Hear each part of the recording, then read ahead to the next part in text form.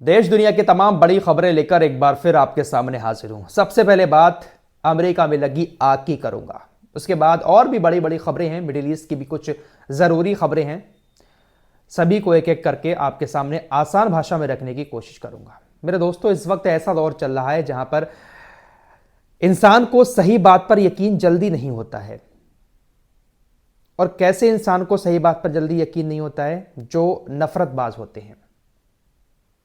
गलत बात उनके सामने बताई जाएगी, उनके मतलब की बात अगर उनको बताई जाएगी तो उनको बहुत जल्दी उस गलत बात पर तो यकीन हो जाएगा, लेकिन उनकी नजरों के सामने कोई काम होता रहे लेकिन वो उस पर यकीन नहीं करेंगे अगर वो उनके मतलब का काम नहीं होगा। चलिए, बातों को ज्यादा घुमाऊंगा नहीं, सीधे पॉइंट पर आता हूं। अमेरिका के अंदर ये जो भयानक आग लगी है, इस आग से अमेरिका का क्या हाल हुआ है, सारी चीजें आप लोगों ने देखी होंगी।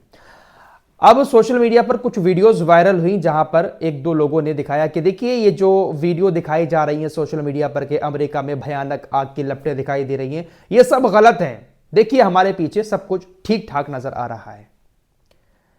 तो जो नफरत करने वाले लोग हैं वो मेरे वीडियो पर आकर कमेंट कर रहे हैं कि देखिए फराज भाई, आप तो फेक वीडियो बना रहे हो। आप अपने लोगों को खुश करने के लिए गाजा का नाम लेकर ऐसी खबरें चला रहे हो कि गाजा की वजह से अमेरिका में अजाब आया। अमेरिका में कुछ नहीं हुआ है, सब कुछ ठीक है, कोई अमेरिका को नुकसान नहीं हुआ है। और कुछ लोग ये भी कह रहे हैं कि अगर एक शहर जल भी गया अमेरिका का तो क्या बिगड़ गया, अमेरिका को इससे कोई फर्क नहीं पड़ेगा। तो आइए ऐसे लोगों को आंकड़े दिखा देता हूं। ये आंकड़े मेरे नहीं है, खुद अमेरिका की मीडिया के आंकड़े हैं। अमेरिका की सरकार ने अपने लोगों को जो पैसा देने का ऐलान किया है, जो पीड़ित लोग हैं, वो आंकड़े आप लोगों को दिखाऊंगा, जिससे आपको अच्छे से समझ में आ जाएगा कि वाकई में अमेरिका के अंदर जो आग लगी है वो तबाही वाली आग है। और अमेरिका में रहने वाले दो चार लोग जो सोशल मीडिया पर वीडियोस बनाते हैं, उन्होंने कुछ ऐसी जगहों की वीडियोस दिखाई जहां पर आग नहीं लगी थी लेकिन दूर धुआं उड़ता हुआ दिखाई दे रहा है। वहां पर दिखा दिया कि यहां पर आग लगी है, लेकिन जहां लगी है वो नहीं दिखाया। फिलहाल रिपोर्ट के मुताबिक अमेरिका के लॉस एंजलिस में अब तक जो नुकसान हुआ है वो इतना नुकसान है जितना हमारे देश के 5 अरब और खरबपतियों की दौलत है। हमारे देश के टॉप 5 अरबपति मुकेश अंबानी, गौतम अडानी, शिव नादर, शाहपुर मिस्त्री और अजीम प्रेमजी, इन लोगों की जो संपत्ति है ऑफिशियली वो 268.5 अरब डॉलर की है। लेकिन कैलिफोर्निया के अंदर जो आग लगी है, उस आग से 275 अरब डॉलर का नुकसान बताया जा रहा है।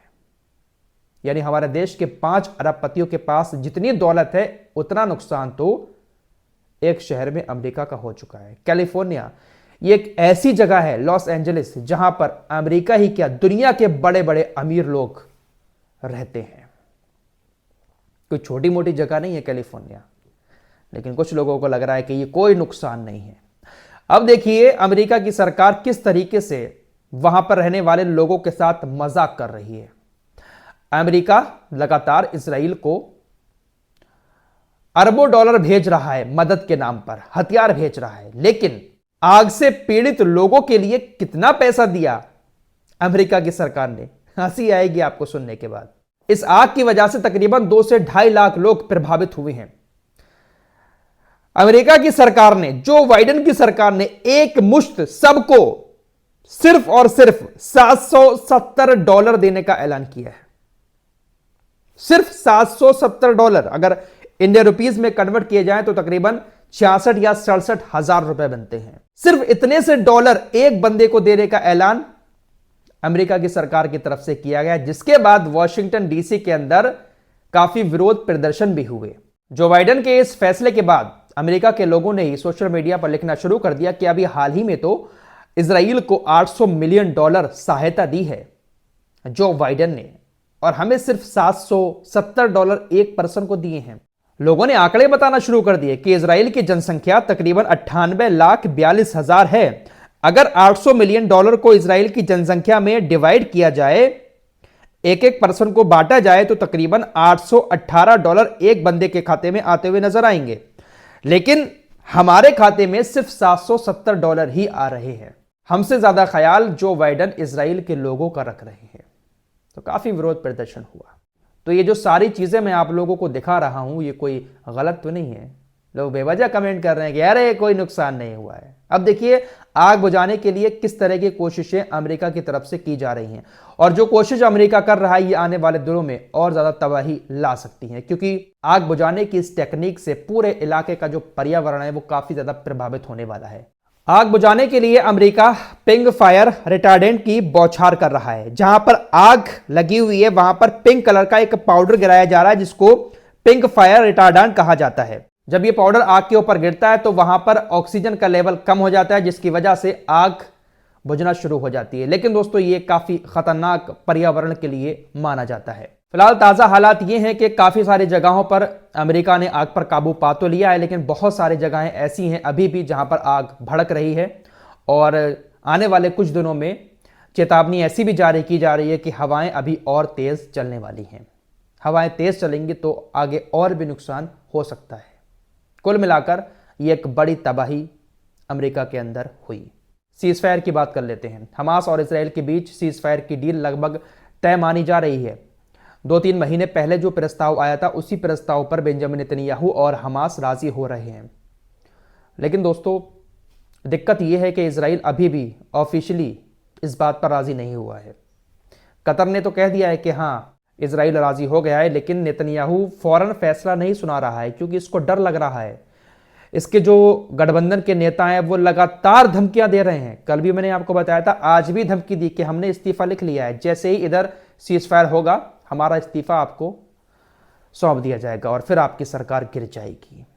बेन गबिर और स्ट्रोमिच जो वित्त मंत्री है इसराइल का, दोनों लगातार धमकियां दे रहे हैं। फिलहाल बड़ी खबर यह है, इधर एक तरफ सीज फायर की बात चल रही है और पिछले 24 घंटे में गाजा में इसराइल ने हमले करके तकरीबन 62 लोगों को मार दिया है। ये जो सीज फायर का प्रस्ताव हुआ है इसमें पहला चरण 42 दिन का होगा। 42 दिन तक कोई हमले इधर उधर से नहीं होंगे। हमास 34 बंधकों को इसराइल के रिहा करेगा। उधर से तकरीबन हर एक बंधक के बदले में 50 फिलिस्तीनियों को इसराइल अपनी जेल से रिहा करेगा।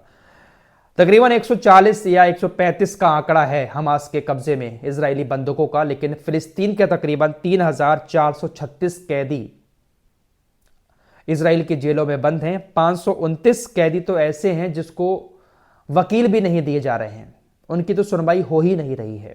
हमास की यही शर्त है कि एक बंधक के बदले में 50 कैदियों को रिहा करेगा इजराइल। अमेरिका के अभी के विदेश मंत्री एंटनी ब्लिंकन, जिनकी कुर्सी सिर्फ 5 दिन की बची है। जो बाइडेन जाने वाले हैं, डोनाल्ड ट्रंप आने वाले हैं, तो ये भी चले जाएंगे जो बाइडेन के साथ साथ। इन्होंने कहा कि देखिए हमास को सिर्फ सैन्य दबाव से, सैन्य कार्रवाई से हराया नहीं जा सकता। आप अगर ये सोचते हो कि हम सेना के दबाव में हमास को हरा दें, ऐसा कभी नहीं हो सकता। और इसका नमूना हम लोगों ने गाजा के अंदर देख लिया है, कैसे कैसे हमने कार्रवाई की है। वाकई में दोस्तों दुनिया की तमाम ताकतें गाजा के अंदर पहुंच गई, लेकिन हमास हारा नहीं। आखिरकार आज इजराइल हमास के साथ डील करने को मजबूर है। बंधकों को इजराइल नहीं छुड़ा पाया है, यह बहुत बड़ी बात दुनिया के सामने दिखाई दे रही है।